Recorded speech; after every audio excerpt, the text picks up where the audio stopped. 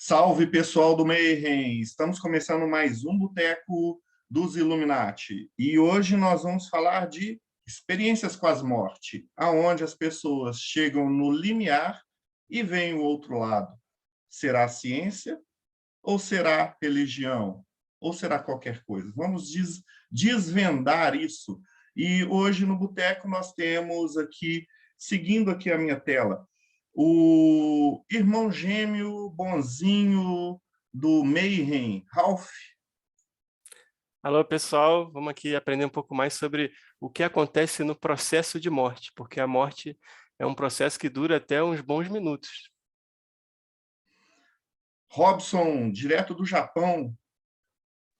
Ohayou gozaimasu, se você está aqui comigo. Konbanwa, se você está no Brasil agora. E konnichiwa, se você estiver vendo isso à tarde, em outro horário, no YouTube.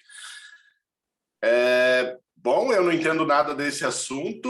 Eu ainda tenho um viés muito religioso a respeito e vou querer saber bastante pelo viés mais científico da questão. Paulo Jacobina. Fala, pessoal, tudo bem? Animado para a gente debater um pouco não de como é o processo de morrer, mas é como lembrar de que quase morreu. Bárbara. Oi, gente, 93. Eu estou no time do Robson. Sou fascinada pelo tema, pelo um viés mais espiritualista. Fui parar nas egrégoras quase todas muito conectadas a isso. Então, hoje, ver um ponto de vista diferente vai ser muito interessante. Ralph, você quer fazer a apresentação do nosso convidado, Alexandre Pereira? Pode ser, porque o Alexandre, na verdade, é meu amigo do basquete, aqui de Campo Grande, Mato Grosso do Sul. Depois ele se mudou, hoje ele mora em Foz do Iguaçu, né? Se não me engano. Bom, ele conhece o espiritismo, né? E outras coisas. Não sei se ele vai querer entrar muito nessa questão aqui, mas ele veio para falar de experiências de quase morte, EQMs, né? E também de uma perspectiva tanto científica quanto espiritualista, imagino. E basicamente é isso, né? Mas aproveitando que eu estou apresentando ele, eu vou fazer aquela mesma pergunta que o Marcelo faz para todo mundo, que é o seguinte: Alexandre, como é que você saiu da igreja lá onde você estava comendo sua hoste e tal, e chegou no momento que você está pesquisando esse tipo de coisa? As pessoas que passaram por experiências limites e conseguem se lembrar de alguma coisa, e ainda mais um estudo científico sobre isso. O que aconteceu de lá até aqui na sua vida? E seja bem-vindo. Obrigado, boa noite a todos. Bom, é uma longa caminhada até o momento atual, mas assim, de uma forma resumida, eu sempre me interessei por todo tipo de assunto transcendente. Seja fenômeno, seja qualquer coisa que aparecer na televisão, ou um documentário, qualquer coisa eu estava vendo. Sempre me interessou assuntos assim. Então, resumidamente, quando eu tinha 14 anos, junto com a minha família, a gente descobriu na época um centro espírita de Ramatiz, lá kardecista, e começamos a frequentar. E eu me predispus então queria ser médium, queria ver, né? Eu via aquelas pessoas fazendo aquele trabalho de energização, aquelas questões da desobsessão. Eu falei que queria ajudar. Aí o pessoal falou: olha, você até pode ser bem intencionado, mas para começar um trabalho assim só depois dos 18 anos de idade. Eu falei: poxa, mas não dá, sabe? Eles sentiram o que eu queria. Falaram: ó, tudo bem, a gente vai levar o seu pedido lá para a federação, tem alguém lá que sabe ver essas coisas e tal. E aí falaram: olha, realmente só depois dos 18 anos, mas você é uma exceção, você pode começar agora. E aí eu me desenvolvi e comecei a trabalhar então no processo de passe lá com 15 anos de idade. E eu vi assim: mas por que eu sou diferente, né? Por que eu tenho? Eu vi que não tem nada especial, mas já é algo que eu trago já de muito antigo. E aí eu comecei então, né, a trabalhar, a ler, me desenvolver nessa área kardecista então. Mas aí eu conheci uma especialidade chamada de conscienciologia, que é o estudo da consciência, né? Logia, estudo, consciência, né? Que é do Valdo Vieira. E quando eu descobri, eu me senti verdadeiramente um peixe dentro d'água, e ali me expandiu muito mais áreas que naquela situação. Eu fiquei muitos anos trabalhando como espírita, mas aí eu já não cabia mais, eu queria ganhar outros ares, porque eu me sentia melhor numa outra linha.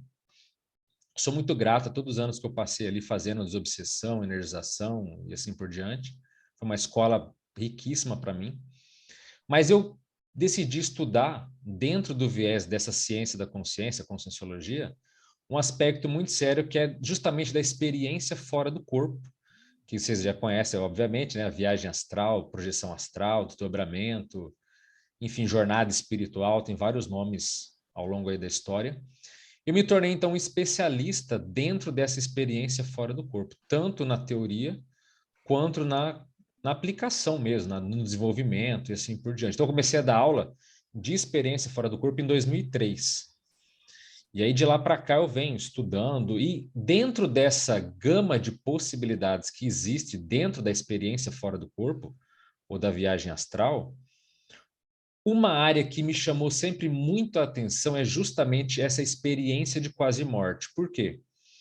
A experiência de quase morte, ela é um tipo de experiência fora do corpo.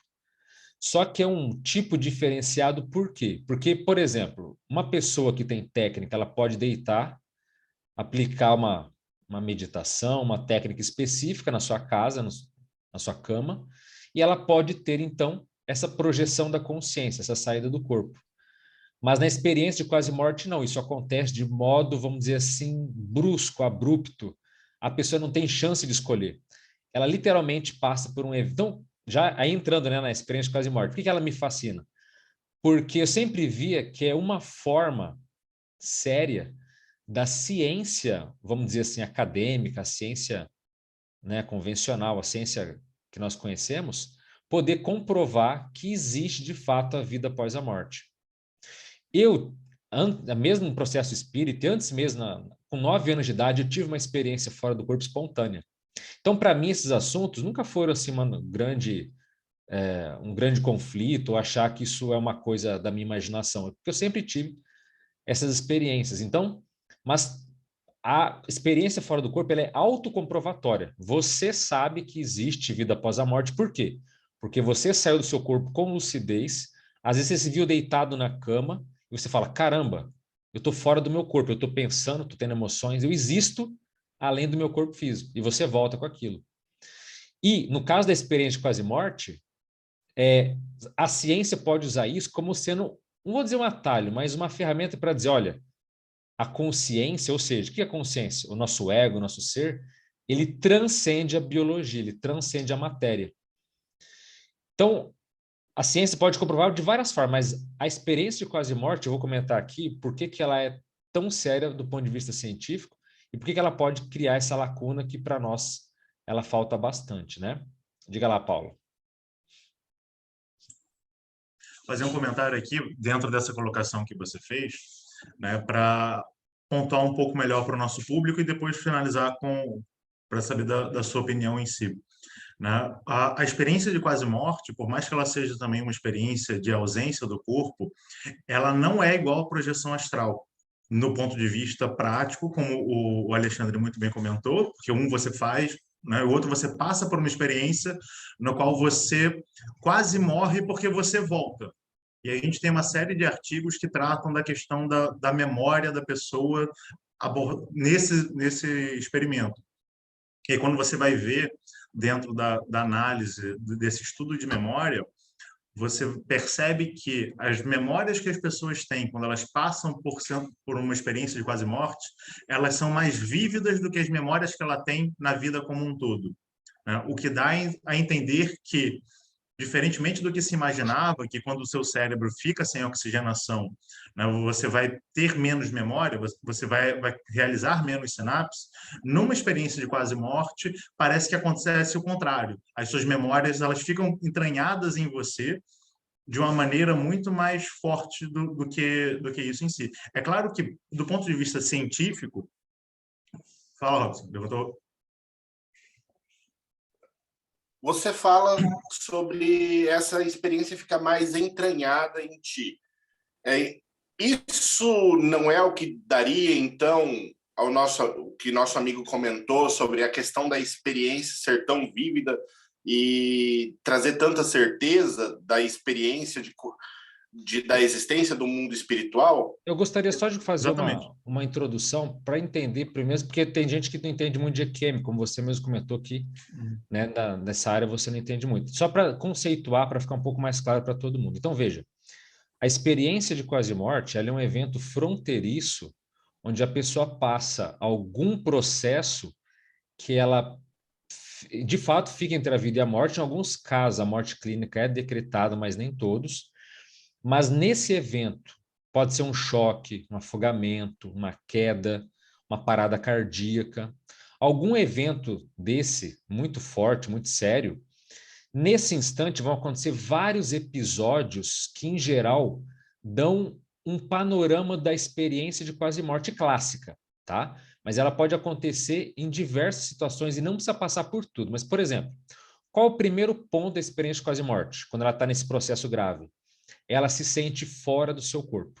Em alguns casos, a pessoa vê a equipe médica trabalhando lá embaixo, ela identifica que aquele é o corpo dela. Muitas vezes com uma certa ausência emocional, ela não se fica apavorada, desesperada, preocupada se vai morrer ou não, mas ela se vê fora do corpo. Ela pode olhar tanto o que está acontecendo ali, como ela pode simplesmente se ver em uma outra situação, em uma outra dimensão, muitas vezes mais sutil, até negativa, em relação ao que ela vivenciava. Então, primeiro ponto, experiência, ela está fora do corpo. Um outro ponto que é muito comum nessa experiência de quase morte, o EQM, é o famoso túnel de luz. Então, a pessoa passa por um túnel energético e ela percebe que no final daquele túnel existe um ponto luminoso, uma luz, e assim que ela atravessa esse túnel de luz, ela pode até atravessar ou não, alguns nem chegam a atravessar, ficam nele, mas atravessando, ela vai então para uma outra dimensão, que a gente chama de comunidade extrafísica. Então, é um ambiente, uma ambientação totalmente diferente. Muitas vezes a percepção da energia, da grama, do visual é muito superior aqui, apesar de parecer muito com a nossa natureza, tem um grau mais sofisticado. Então, ela também pode ir para outra dimensão. Outro ponto, a pessoa pode muitas vezes encontrar um ser chamado de ser de luz na EQM, que existem vários nomes, né? Na Conscienciologia amparador, alguns podem chamar de mentor, de guia, de benfeitor astral, enfim. Então, esse amparador, esse ser de luz que ela encontra, pode ser até um parente falecido, muitas vezes é um parente, que vem passar uma mensagem, que vem dar um sorriso, que vem dar um abraço. Esse encontro também pode ou não acontecer nas experiências de quase morte. Outro ponto também que é clássico, é um ponto do que o Paulo colocou, tem um fenômeno muito específico chamado de visão panorâmica, que tem vários nomes, como revisão de vida, flash mnemônico, flash de memória, onde a pessoa revive a própria vida dela do nascimento até aquele instante. Mas não é uma reviver assim do ponto de vista de memória nostálgica, não é isso. É como se ela visse um filme e muitas vezes o tempo ele é muito complexo porque ela vê várias cenas às vezes ao mesmo tempo, mas ela lembra de minúcias, de pensamento, de coisas que ela nem lembrava e que ela pode comprovar depois da infância, por exemplo, e ela tem a vida dela passada limpo.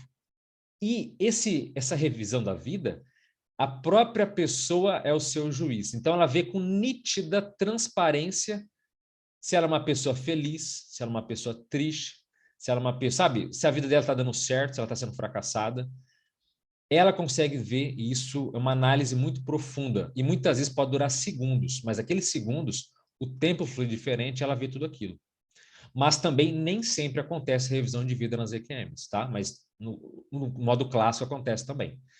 Tem um outro evento também muito comum, é a questão da fronteira. Então, nessa experiência de quase morte, a pessoa muitas vezes tem um local que ela sabe que se ela passar, ela vai morrer. Então, pode ser, e geralmente é um processo simbólico. Pode ser uma ponte, uma porta, muitas vezes é algo que ela sente que se ela passar... Teve um caso que eu li lá no meu canal, que é uma cadeira. A pessoa sabia que se ela sentasse na cadeira, ela ia morrer. Não significa que existe um local de morte fora do corpo, não é isso. Mas todo esse enredo criado para essa pessoa mostra para ela se posicionar, se ela quer voltar ou não. E aí entra um ponto muito sério. Certas experiências de quase morte é dada a opção para a pessoa. Meu amigo, minha amiga, você quer voltar para a sua vida ou você quer ficar por aqui? Obviamente, a experiência se chama de quase morte porque a pessoa decidiu voltar, certo? Mas nem todos os casos a pessoa tem escolha. Tem muitos, a maioria dos casos a pessoa está num estado que ela quer ficar lá, só que de repente dizem, olha, seu tempo na Terra não acabou, você precisa voltar. Ah, não, mas eu quero ficar. Você vai voltar e a pessoa volta para o corpo. Só para encerrar aqui, eu sei que vocês levantaram a mão aí, tem um fenômeno que é muito sério, que a pessoa nessa experiência de quase morte é uma sensação de paz e de acolhimento absoluto. O chamado amor incondicional, ou mega fraternidade. A pessoa se sente totalmente acolhida, ela não se sente desesperada. Às vezes a pessoa fala, nossa, eu nem sabia que existia um nível de pacificação, de harmonia, sabe? Uma ausência de conflito íntimo, uma ausência de conflito emocional. Então, muitas pessoas ficam chocadas na experiência de quase morte, não é nem pelo túnel de luz, não é pelo ser que aparece para ela, não é pela revisão de vida, às vezes é só esse evento que ela fala de amor puro, ou essa sensação de que ela é, muitas vezes, acolhida. E aí eu sei que vocês vão perguntar, existem casos, né, que varia, aí que me varia de acordo com a pessoa, mas isso eu vou falar um pouco depois, para não atropelar muito. Mas, de modo introdutório, essa experiência é de quase morte. E ela volta depois para o corpo, né? Obviamente ela não morre, e ela volta contando tudo. Alguém fala, mas isso não é alucinação? Aí é um ponto-chave que as pessoas dizem o seguinte, olha, doutor, meu amigo, foi a coisa mais real que aconteceu na minha vida. E detalhe, muitas vezes ela vê coisas que ela consegue comprovar depois. Eventos, situações, nomes de crachá de quem atendeu ela no hospital. Então, pode ser tudo, menos alucinação. Pela nível de lucidez e realidade que ela vivenciou e pelas coisas que ela consegue comprovar na pós-EQM. Sem contar que tem pessoas que desenvolvem chamados fenômenos paranormais, ou sensitividade, ou parapsiquismo. Ela começa a ver, sentir energia, e ela se desenvolve após as experiências de quase morte. Mas nem todos, uma parcela diminuta que passa por isso. Vamos lá, quem que levantou a mão primeiro?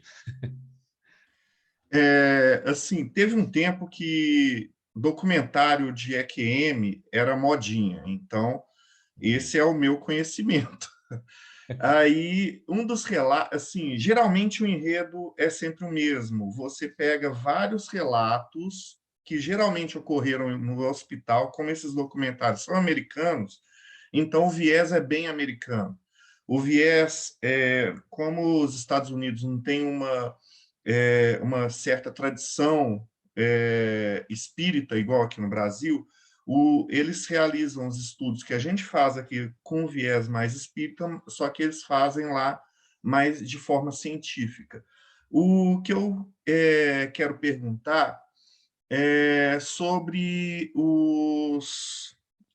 a parte científica dos EQMs. Por exemplo, túnel de luz.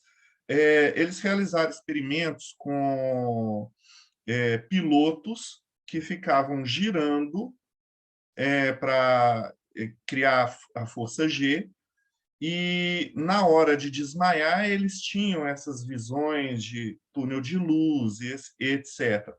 Então, eles têm vários argumentos para cada uma dessas fases do EQM de uma forma mais científica. O que eu quero é que você faça o próprio advogado do diabo, separando a religião e nos dando aqui as informações assim mais científicas dos EQMs, para que a pessoa entenda que, como isso é bem estudado lá fora, ele é mais estudado por um viés mais científico. Então, sair um pouco da religião, pisar um pouco aqui no material, na materialidade, para falar um pouco de como a ciência vê os EQMs. É claro que a ciência não vai acreditar em vida após a morte. Sim. Então, eles vão tentar explicar tudo do jeito deles. Sim, o que você comentou, até o fenômeno chamado de fenômeno G-Lock.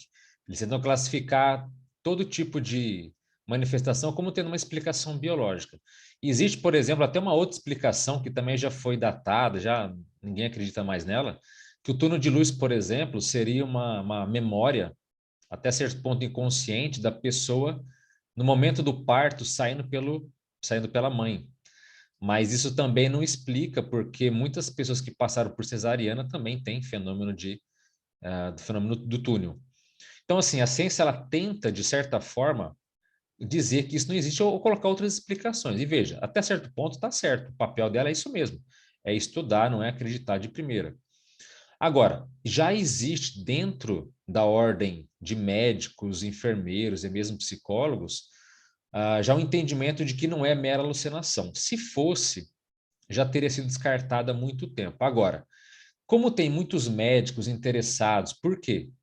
Eles veem nos relatos, vou dar um exemplo aqui, teve um caso de uma mulher que ela teve uma parada cardíaca e ela se viu fora do corpo, e naquele momento da parada cardíaca, ela viu tudo que aconteceu. O médico lá, ele chutou, caiu uma mesinha lá, ela descreveu depois tudo o que aconteceu.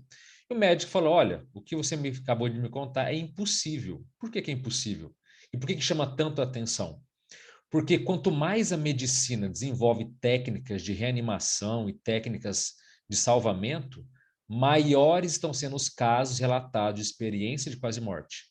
Ela aconteceu desde que o homem é homem. Se vocês terem uma ideia, Platão, no livro A República, conta o relato de um soldado chamado E.R. Ur, que ele foi combatente, achava que estava morto em guerra, de repente o corpo dele não entrava em decomposição, e aí ele voltou falando de torno de luz, falando de tudo e, né, renovou a própria vida.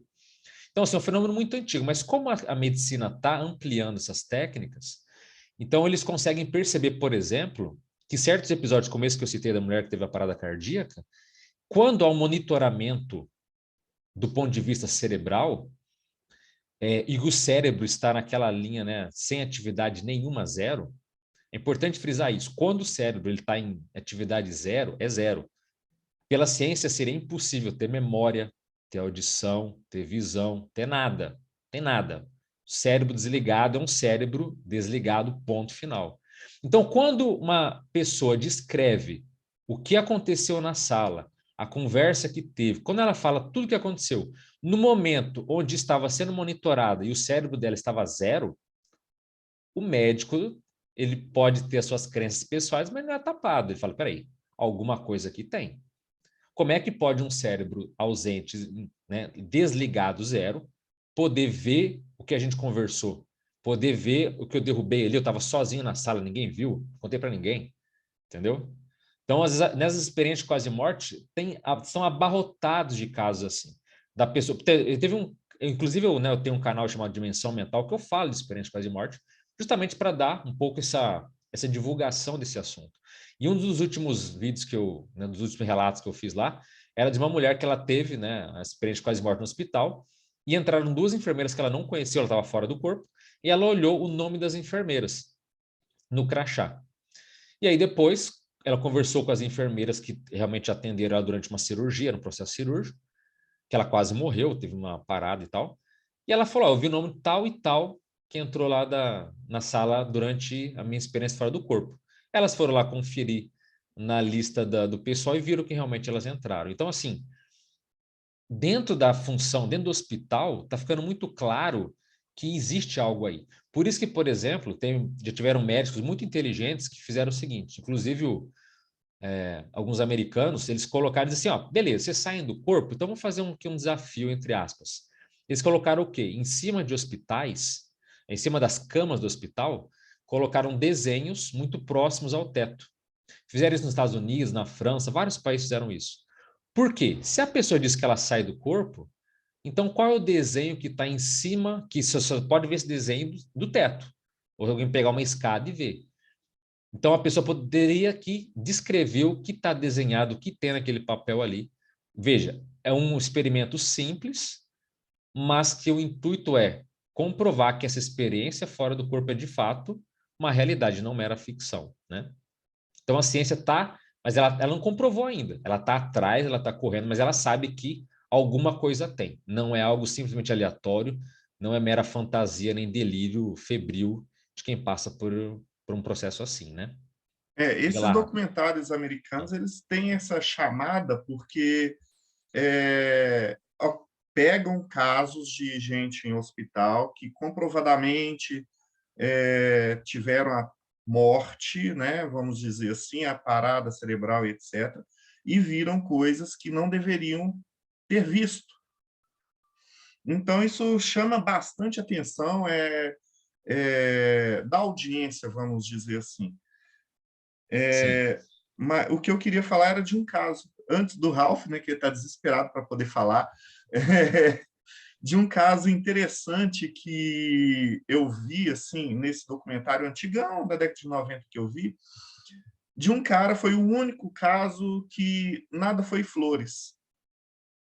ele tinha um histórico violento com a família, e quando ele teve o falecimento, ele viu a esposa chorando, e aí, de repente, ele viu um monte de gente aparecendo, correndo para cima dele, que começou a bater nele, ele ficou desesperado, saiu correndo, voltou, e aí ele teve a mudança, o clique, que geralmente acontece quando a pessoa tem o EQM, que muda a forma como ele passa a viver. Ele era de um jeito, depois ele passou a ser de outro. Sim. Ralph.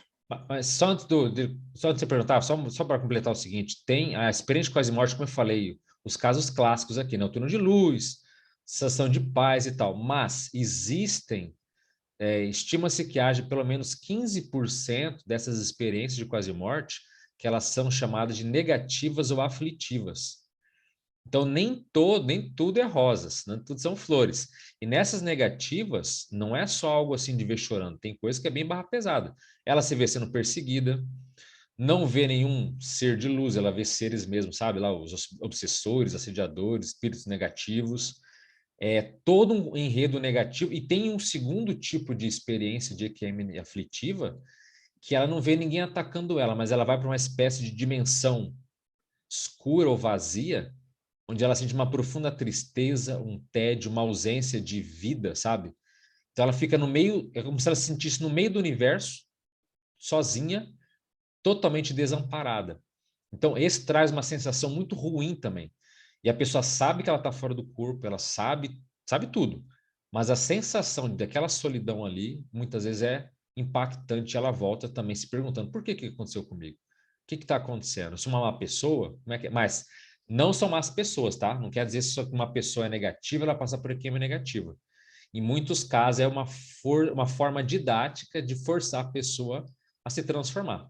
Então, às vezes, a pessoa mais positiva pode passar por isso para dar um chacoalhão na vida dela, tá? Diga lá, Rafa. Bem, eu ia trazer aqui uma experiência não de quase morte, mas de morte mesmo, mas para o pessoal continuar vendo o vídeo aí no YouTube depois, eu vou deixar para falar mais para frente. Agora eu queria só comentar, porque muita gente deve estar se perguntando o que é você fora do corpo, né? Porque, assim, até de um ponto de vista lógico, científico, você pode imaginar que você é feito de alguma coisa.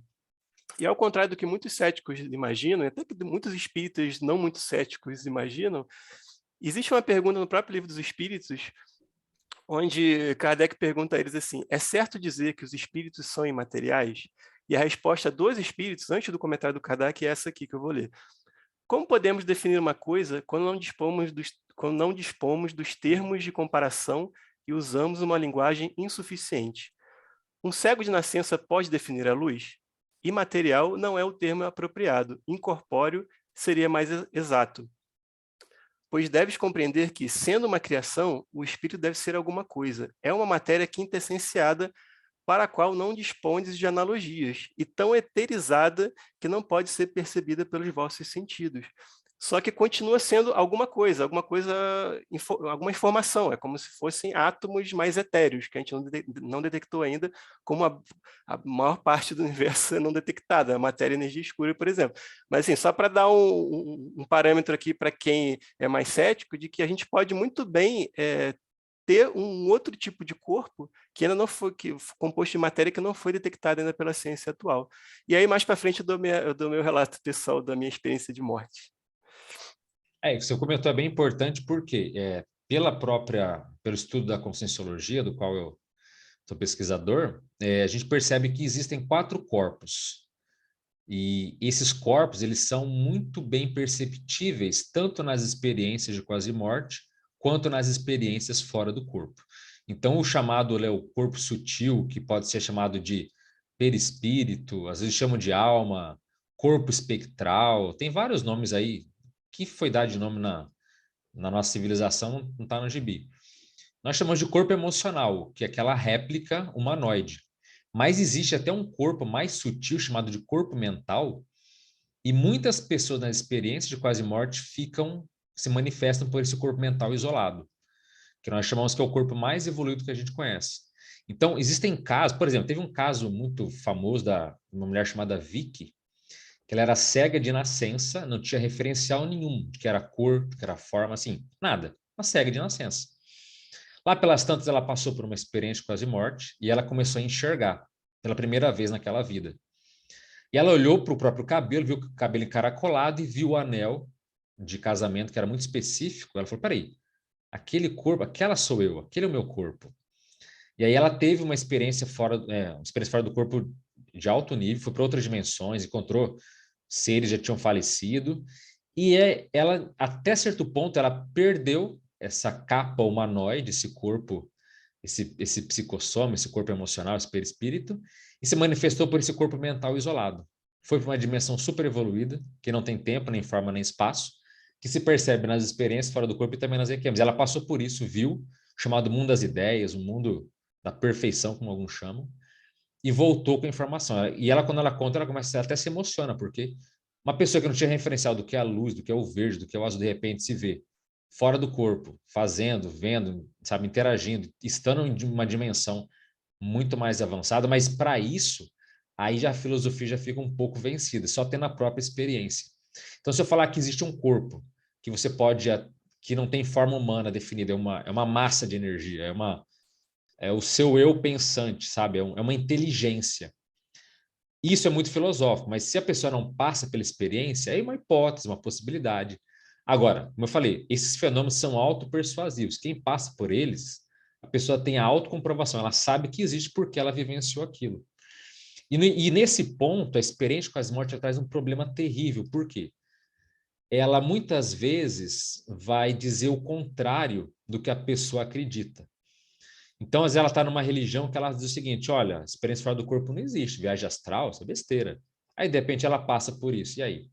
Ou, por exemplo, tem muitos casos, também um outro ponto que eu acabei não citando na definição, mas em muitos casos a experiência de quase morte reflete ou ela traz memória de vida passada.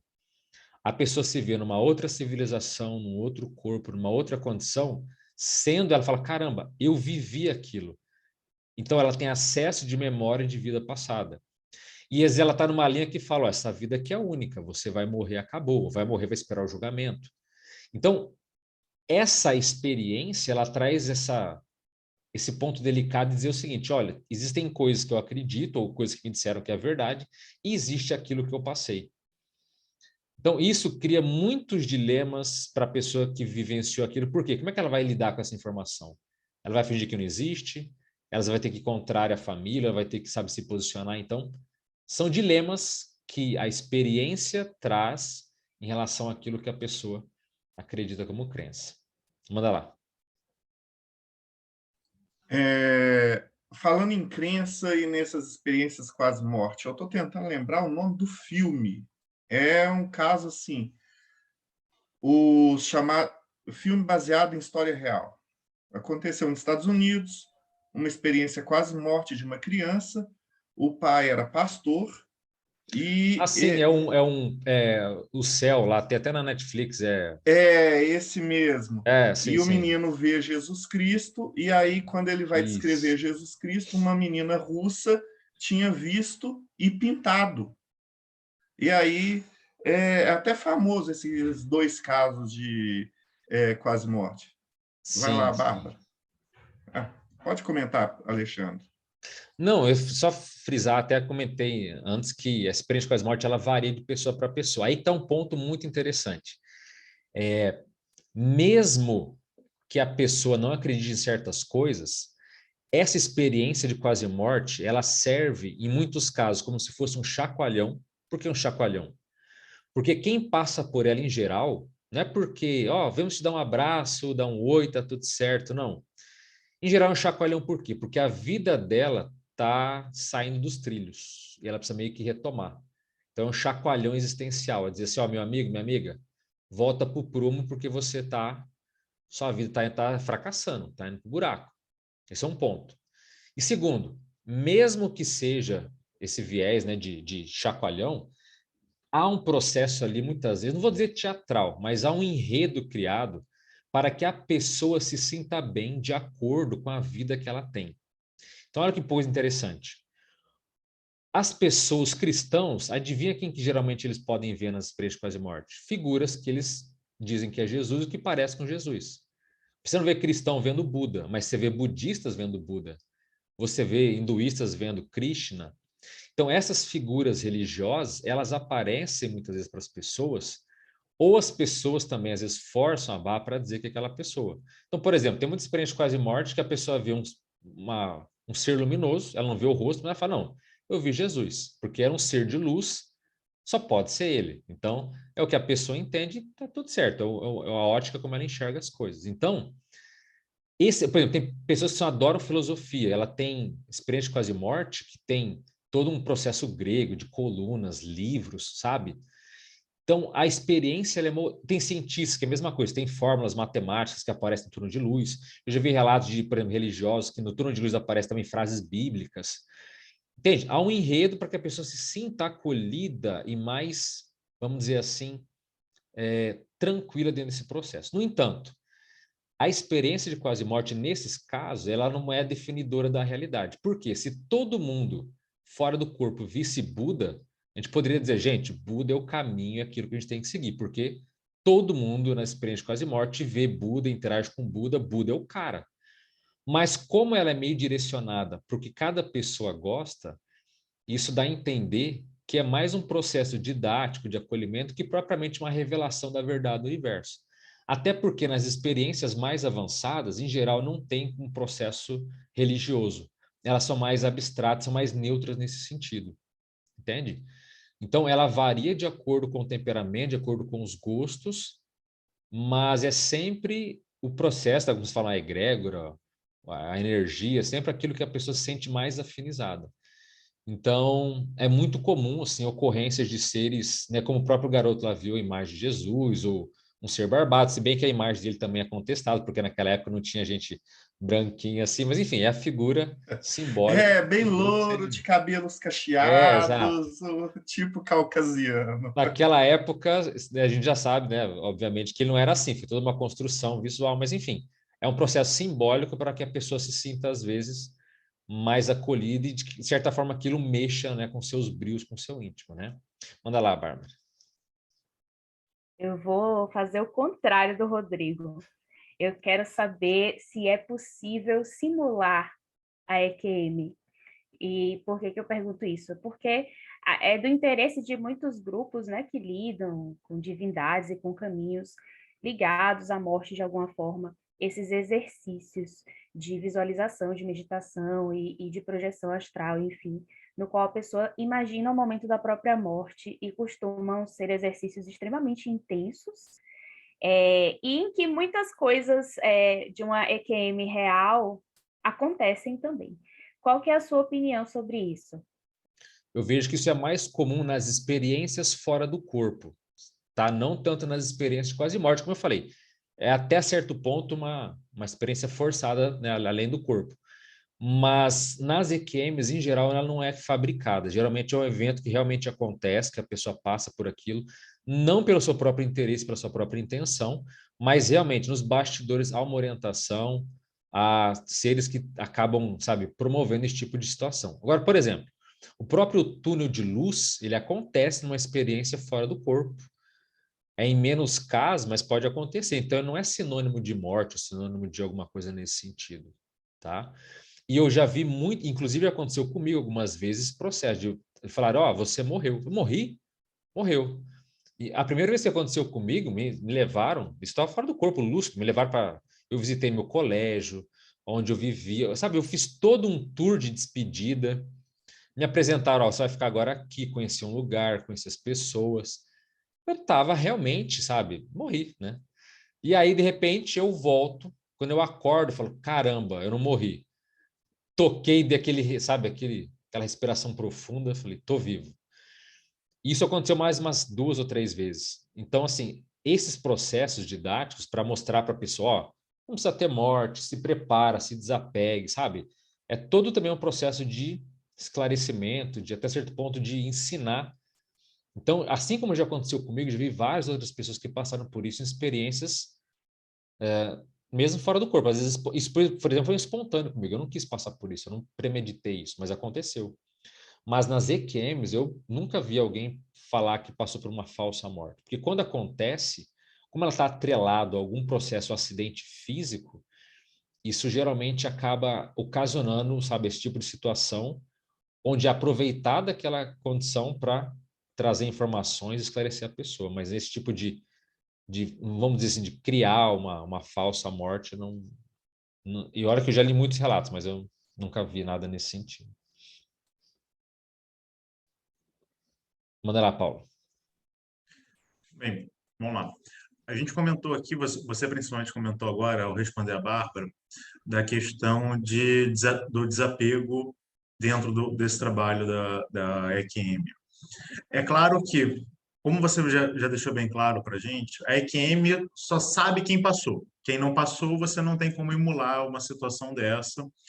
Mas, uma vez que a gente tem comprovações, né, a gente tem uma série de relatos, a gente tem uma série de pesquisas, que não necessariamente a pesquisa científica vai falar que existe vida após a morte, mas ela apresenta um panorama do que acontece e a gente, fora da ciência, estabelece que existe vida após a morte por uma série de coisas. E que muitas dessas pessoas que passam por situação de EQM, elas acabam transformando a própria vida, no sentido de que elas abandonam um determinado emprego, vão fazer outra coisa, elas se tornam mais humanitárias no sentido amplo da vida, ou fazem uma autoanálise sobre a vida. O que você diria para a gente não precisar passar por uma experiência de quase morte, mas alcançar essa compreensão que se tem quando você passa por essa experiência?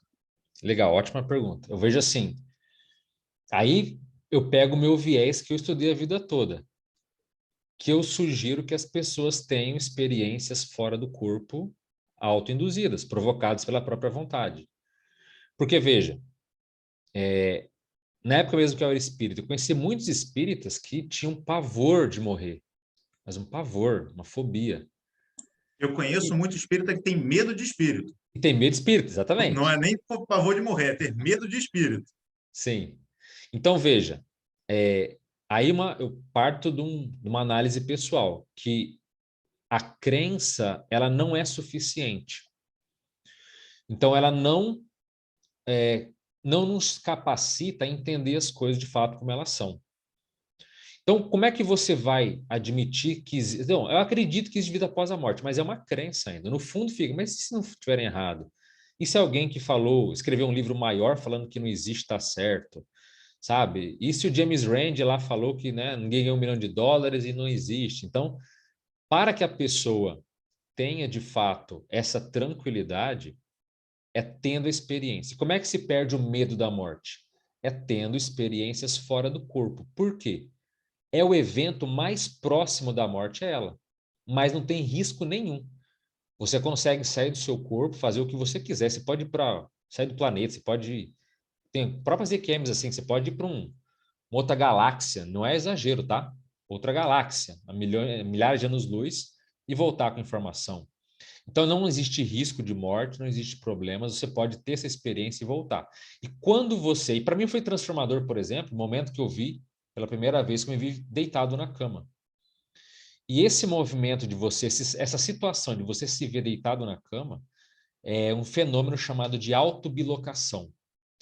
Então, parece uma coisa simples, mas não é. Porque quando você se vê deitado na cama, você pensa, peraí, quem que pensa? Sou eu ou meu cérebro? Porque o meu cérebro está deitado ali na minha frente. E aí, nesse momento, cai a ficha para valer na experiência de que a consciência transcende, a consciência é superior. Mas não porque me disseram, é porque eu vi o meu cérebro de longe. E eu lembro que eu fiquei me admirando, assim, caramba, olha o meu corpo ali. Como é que é isso? Entendeu? Então, eu provei para mim mesmo que aquilo existe. Eu estava lá, eu vi. Isso foi só uma vez, depois eu tive várias outras experiências. E venho tendo todas essas décadas que eu estudo esse assunto. Então, quando você tem isso repetidamente, o chamado medo da morte, que tem o nome de tanatofobia, quer dizer, tânato é a morte, fobia, o medo, o pavor, ela vai para o espaço. Por isso que quem tem experiência de quase morte, ela é uma pessoa mais segura, mais centrada. Por quê? Porque ela sabe que ela não vai morrer. Ela sabe que ela não vai deixar de existir. Porque ninguém contou para ela, porque ela passou por aquilo. Então, não quer ter EQM, quer ser uma pessoa mais segura, quer aprofundar seu autoconhecimento, aí vai no viés que eu sempre bati na tecla, que é saia do seu corpo. Por quê? Entre todos os fenômenos estudados, nós né, da ciência da consciência, vimos que o mais importante de todos é a experiência fora do corpo. Mais do que clarividência, mais do que ectoplasmia, mais do que qualquer fenômeno que você quiser. Porque quando você sai do corpo, tem muita comprovação por trás. Tem muita coisa que mexe na sua existência. Da mesma forma que ninguém volta igual de uma experiência de quase morte, quem sai do corpo também não tem. Por exemplo, eu nunca tive uma experiência de quase morte. Eu vejo porque eu estou tentando também, fazendo força para minha vida não cair para o fracasso. E outra coisa, estou tendo experiência fora do corpo. Então, não faria muito sentido eu ter uma experiência dessa. Por quê? Porque na minha vida já supriu isso, entende? Então, é um caminho que não é simples, leva tempo, mas os ganhos são magníficos. Então, é o que eu, né, recomendo. Então, Alexandre, eu queria aproveitar então para comentar. O Rodrigo falou que ele viu aqueles documentários americanos e tal, às vezes são meio sensacionalistas, mas para você comentar sobre literatura sobre o assunto. Aqui eu tenho só, que eu tinha te mostrado, o que acontece quando morremos, do Dr. Sam Parner. Não sei se ainda tem pela Larousse, mas talvez em sebos você encontre. Você tem indicações assim de livros como esse, mais científicos assim? Olha, eu até podia separar, acabei não separando aqui. Eu tenho só alguns perto de mim, mas tá por acaso, assim, não separei todos. Mas tem esse aqui que eu recomendo, que é Uma Prova do Céu. Tá, minha tela está ao contrário aqui, né? Mas esse é o livro do Dr. Eben Alexander III. Ele até, eu acho que o Fantástico, várias mídias aqui do Brasil mostraram. Porque, veja, o Dr. Eben Alexander, ele é um neurocirurgião de nível de renome internacional top, e ele passou por uma experiência de quase morte.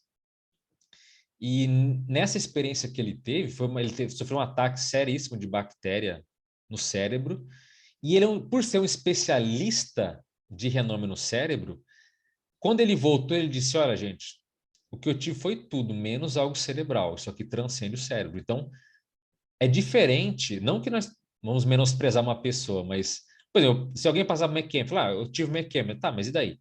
Mas quando uma pessoa desse quilate que passa por algo assim, escreve dizendo, olha, o título do livro, Uma Prova do Céu, porque ele foi para dimensões avançadas e disse, olha, aquilo ali existe. Inclusive foi para dimensões negativas também, ele ficou transitando entre elas. Mas é Posso só alguém de fazer um renome. parênteses? Diga. Nas explicações científicas para EQM, eles falam que o cérebro continua funcionando a um nível mínimo. Aí entra toda o ferramental da psicologia para justificar tudo que está acontecendo. E o que ele está falando é que uma pessoa que tem esse conhecimento passou por uma experiência e viu que não é, que a ciência não chegou nem perto de explicar o fenômeno. Isso, porque a ciência lida com a parte física, ela lida com o cérebro, mas quando é um evento extracerebral, ela já fica totalmente perdida. Deixa eu só comentar uma Sim. coisa também que é importante para saber exatamente como essas pesquisas são feitas. Você já tinha citado de botar imagem perto do teto. Por exemplo, mesmo que o cérebro estivesse funcionando de alguma forma, como é que ele ia estar vendo essa imagem lá no teto se o corpo está embaixo? E também tem muitas experiências que as pessoas presenciam, por exemplo, um acidente no entorno do hospital, na esquina, fora do hospital. Ela está lá no terceiro andar, quarto andar, sei lá. Ela viu esse acidente. E ela estava deitada com atividade cerebral, tudo bem, não é zero, mas praticamente zero, e ela viu, ela descreveu. Então, esse tipo de explicação não dá conta de tudo que acontece, de tudo que é relatado, entendeu? Não dá para dizer que é só uma alucinação, simplesmente porque as pessoas muitas vezes descrevem coisas que estavam acontecendo no mundo físico mesmo, no entorno delas. Né? Não, exatamente. Teve até um médico que foi inclusive, que cunhou o termo quase morte, que é o Dr. Raymond Moody, Dr. Raymond Moody Jr. Ele começou a pesquisar e ele que deu luz, assim, através de um livro, né, chamado Vida Após a Vida, onde ele relatou casos de pessoas que voltavam contando todas essas informações. Ele levou muito a sério isso. E teve até inclusive tem um documentário, já que você negócio de documentário, tem um documentário também da década de 80, começo da década de 90, por aí, que ele relata um dos pacientes que ele teve lá durante a experiência de quase morte, ele saiu flutuando pelo teto. Lembrando que fora do corpo a consciência ela não pode ser presa, ela atravessa paredes, ela voa um mundo semi-Marvel, vou dizer assim, né? Tem visão de raio-x, tem visão de 180 graus, 360 graus, enfim. E nisso a pessoa estava lá, atravessou o teto e ela viu que tinha uma bota no parapeito ali do prédio do hospital. Falou, tem uma bota lá. Como tem uma bota? Não, tem uma bota. E aí eles foram lá, subiram, deram um jeito, foram lá onde ele citou e acharam a tal da bota. Então, como é que se alucina com uma coisa que é... Como é que ele deitado na cama viria aquela bota, saberia que ela estava lá? Então, são casos assim, como né, a gente fala, que não cabe dizer que é um processo meramente físico, né? Só para completar aqui, também tem aqui do lado aqui, Evidências da Vida Após a Morte. É um livro curto, mas muito bom também. E o livro também que o Rafa comentou aí também, do Dr. Samparna, que é muito bom. Eu tenho os outros aqui, mas está lá na minha biblioteca, então não daria para pegar. Mas assim, a literatura, ela é muito boa já hoje de experiência de quase morte. E relatos também dados para cientistas também tem muito. E baseado nesses estudos, né, eu fundei o canal Dimensão Mental para falar de relatos, de teoria e de coisas nesse sentido. E lá eu tenho um quadro chamado Voltei para Contar. Porque tem aquele papo, né, já um pouco vencido, que diz, não, ninguém sabe o que existe após a morte, porque ninguém voltou para contar. Eu já dou um grito, não, opa, calma aí, existem literalmente milhões de pessoas todos os anos que passam por isso. Então, tem relatos também que eu leio de pessoas que não quiseram se identificar. Tem canais muito bons também, tem um canal, por exemplo, chamado O Que Somos Nós, afinal, O Que Somos Nós, onde as próprias pessoas contam nesse canal do YouTube as experiências que ela tiveram. Ó, eu vi isso, passei por aquilo, sabe? Mas no meu canal eu prefiro dar voz àquelas pessoas que não quiseram aparecer. E tem cada relato assim inacreditável, assim, impressionante do que ela viu, do que ela comprovou depois, sabe? Então nesse quadro Voltei para Contar, já pelo menos assim, o canal ele é novo, mas eu já passei lá de 120 relatos dos mais variados que vocês podem imaginar. Então são muito impressionantes e dão certa voz, certa luz a todo esse assunto que parece que é um pouco abstrato, mas quando você vai ver, é muito mais comum do que se imagina. E, infelizmente, ainda existe muito tabu das pessoas não quererem falar por serem taxadas de louca, ou porque a família rejeita. Que sair do corpo, que papo é esse? Você quer ir para o psiquiatra? Você quer tomar tarja preta? Então, muita gente, às vezes, acaba se calando, né, do que teve, do que vivenciou, do que percebeu, em função de um tabu, de um medo de ser julgado, ou do que meus amigos religiosos vão pensar, ou o que minha namorada não sabe. Então, tem muitos medos que a pessoa acaba escolhendo se calar. E se for negativo, então, é que é negativo é que a pessoa, por isso se estima que sejam tão poucas, mas pode ser um número muito maior, ninguém não se tem ideia sobre isso, né? Então, agora, tem um ponto que eu acho que é muito sério também, que quando a gente fala de experiência de quase morte, não dá para deixar de se dizer o seguinte, é que existe um processo onde a pessoa tem uma renovação do modo como ela pensa, como ela sente e como ela se lida com as pessoas. Então, por exemplo, ela pode inclusive causar, entre aspas, certos problemas existenciais. Então, até alguém citou aí que né, muda de trabalho, e muitas vezes aquele relacionamento não funciona mais, ela volta e de repente ela quer outros ares, o parceiro ou a parceira, sabe? Não, vamos, a vida é só cachaça e não sei o quê. E a pessoa fala, não, eu quero outra coisa, né? Então, ela pode criar problemas no relacionamento, na profissão. Mas por quê? Porque a pessoa, ela expandiu a visão dela, ela teve uma outra ótica de vida. Ela está pensando diferente, sentindo diferente.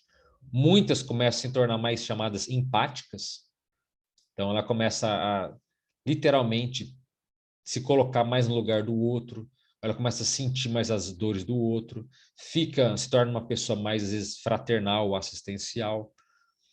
E isso, querendo ou não, não é muito o viés da nossa sociedade.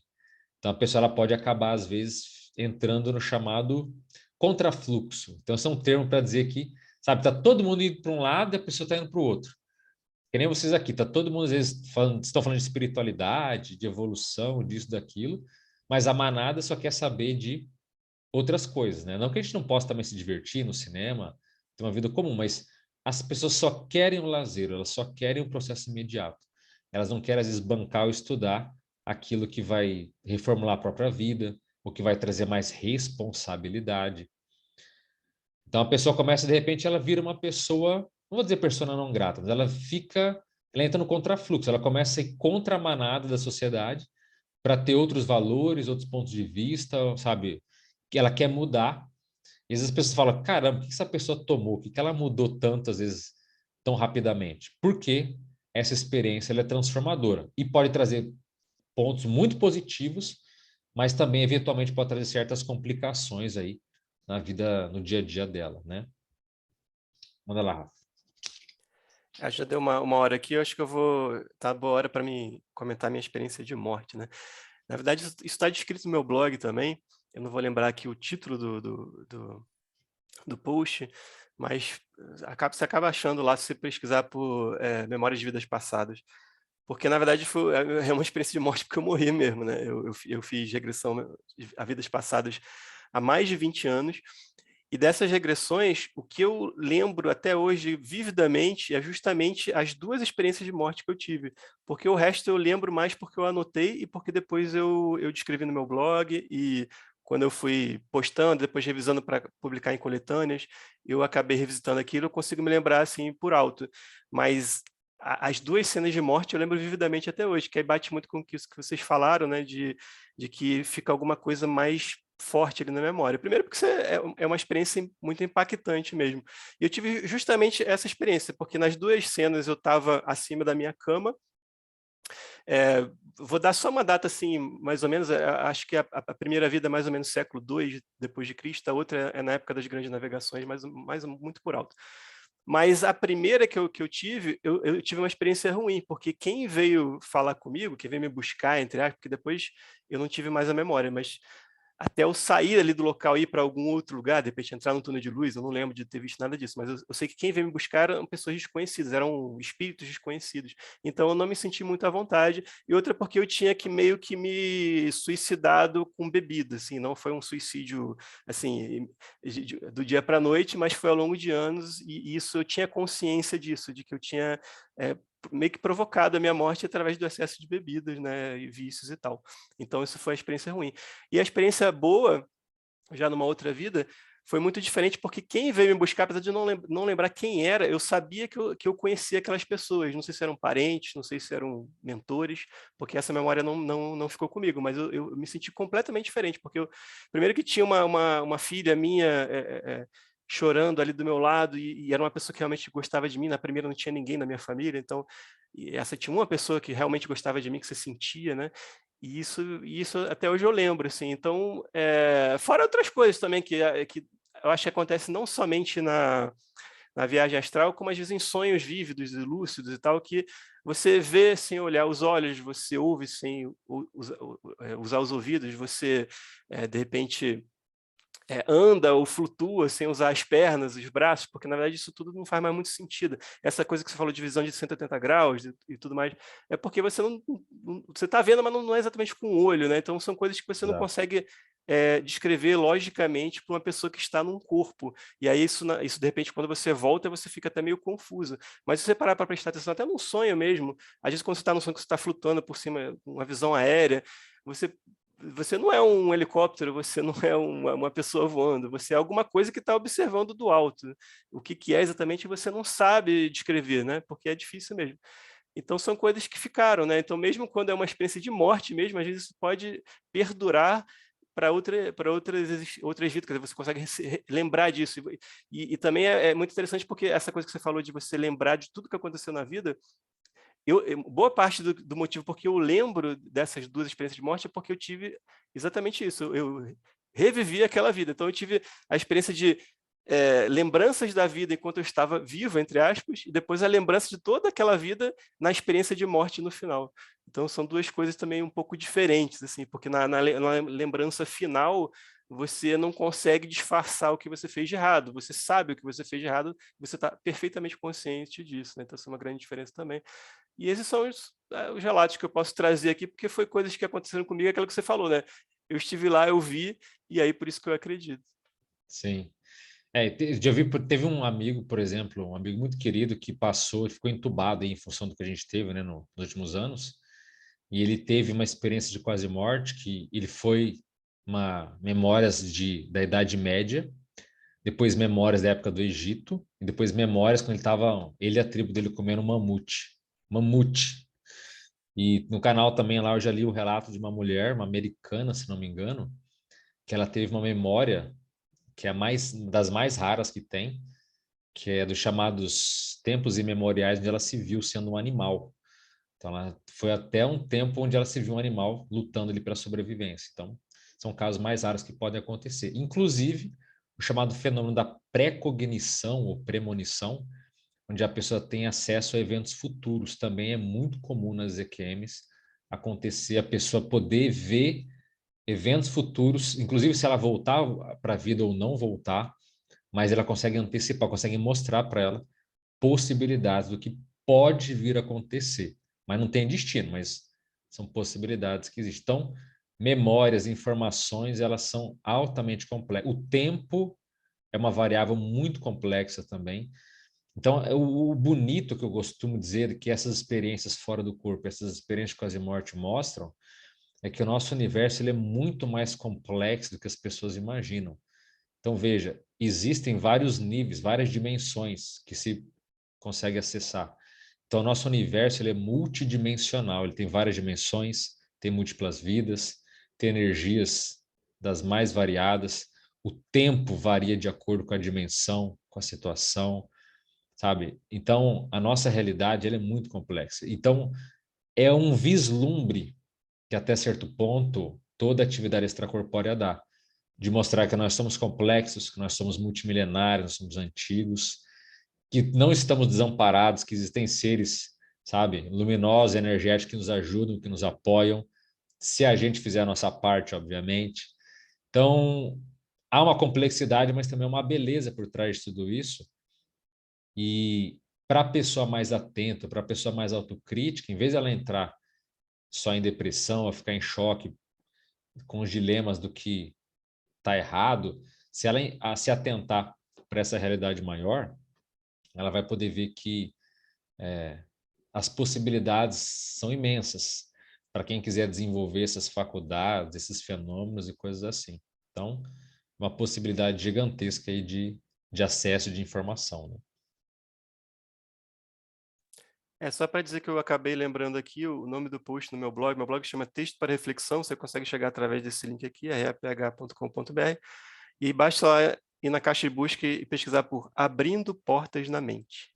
Aí você vai ver meu relato completo lá. E, para finalizar, considerações finais, Ralph. Eu gosto muito quando o Alexandre fala, assim, porque, imagina, a gente era amigo do basquetebol, né? E a gente praticamente nunca conversava sobre isso. Então, eu já tinha visto ele em outro podcast lá, por isso que eu convidei também. E ele fala muito bem, assim, ele tem uma didática muito legal, assim. Ele pode voltar aqui para falar de conscienciologia mais a fundo um dia também. Mas eu gostei muito, muito obrigado. E que bom que acho que o pessoal também deve ter gostado. Então, até a próxima aí. Valeu.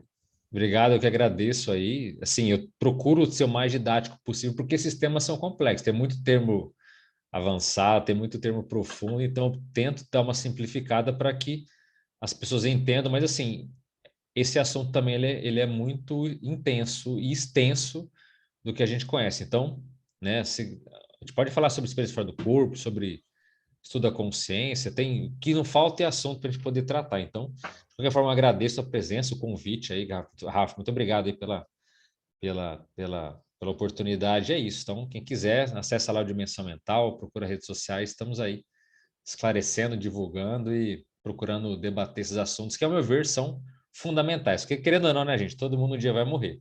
Só você vai esperar aquela data para saber o que tem, ou se quiser, você pode antecipar e acalmar um pouco a ansiedade aí, tá certo? Então, obrigado Inclusive, aí. dizem, os sábios antigos dizem que filosofar é aprender a morrer, e aqui você está aprendendo a morrer mesmo, assim, né? Tipo, é mais do que não só na teoria, mais na teoria, mas até na prática, de certa forma.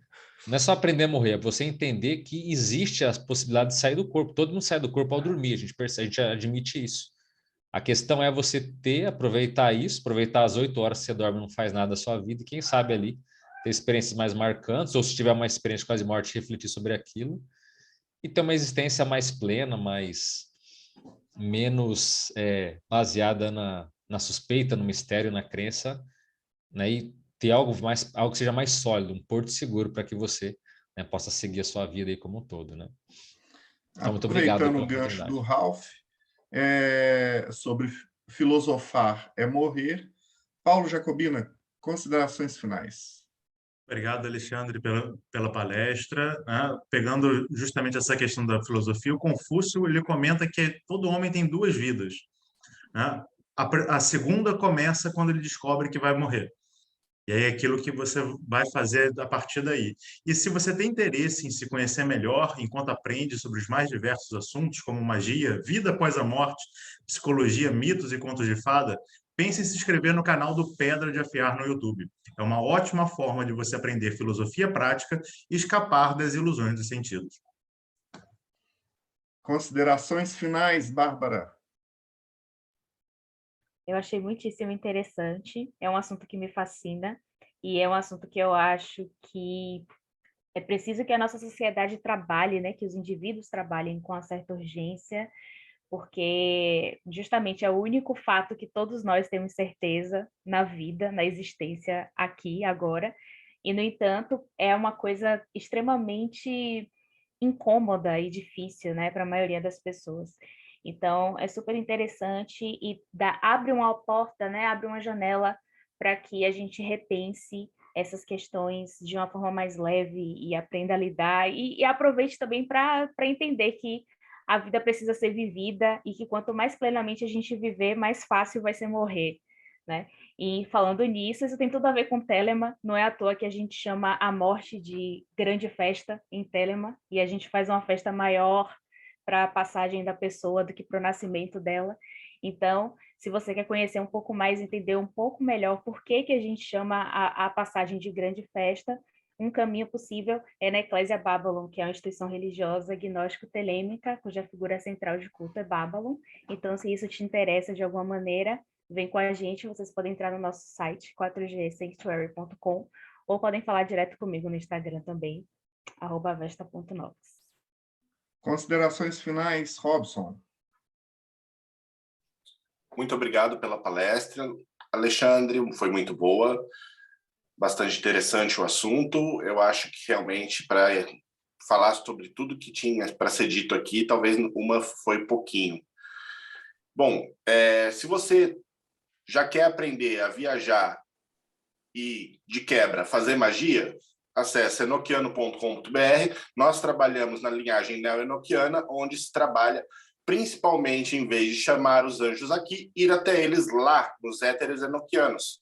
Então, quem quiser conhecer, acesse enoquiano.com.br.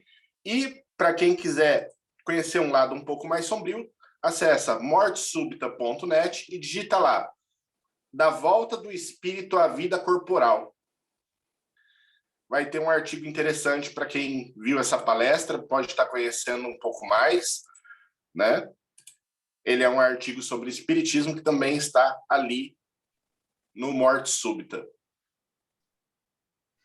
Alexandre, apesar de você já ter feito considerações finais, vou Pois pedir é. para fazer de novo.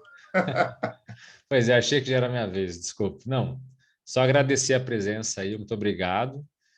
E é isso, né?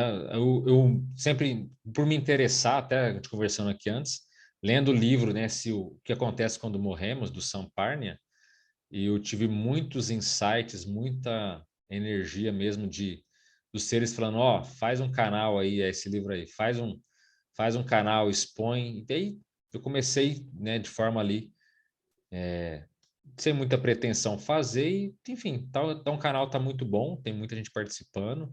É um canal pequeno ainda, mas, né, tem 11 mil por aí, mas tá sendo muito boa repercussão. Até o Ralph, ele me viu, né, o Lutz lá, foi um podcast, me chamou lá em São Paulo, fui lá participar, achei muito interessante, a coisa fluiu legal.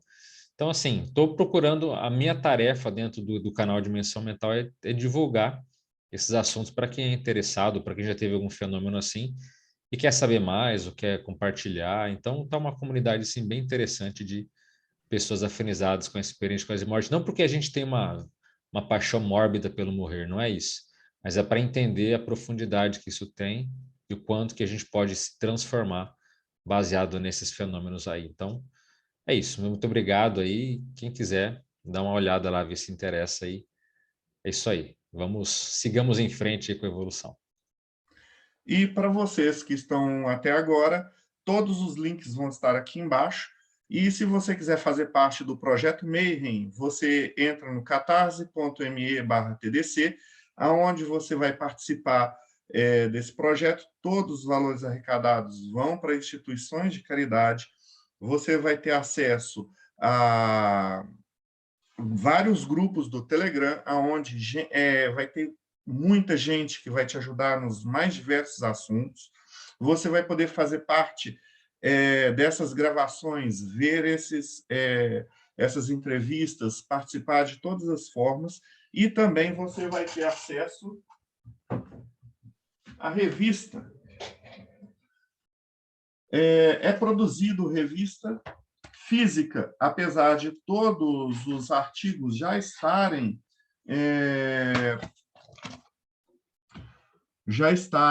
nos blogs, nos sites.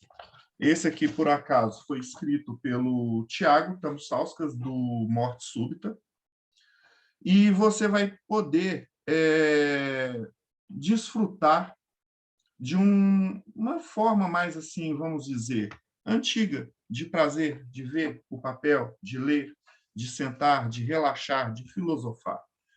Então, muito obrigado para todos que ficaram até aqui. Não se esqueçam de dar o joinha, de compartilhar para poder usar o algoritmo do YouTube a seu favor. E até mais. Até mais.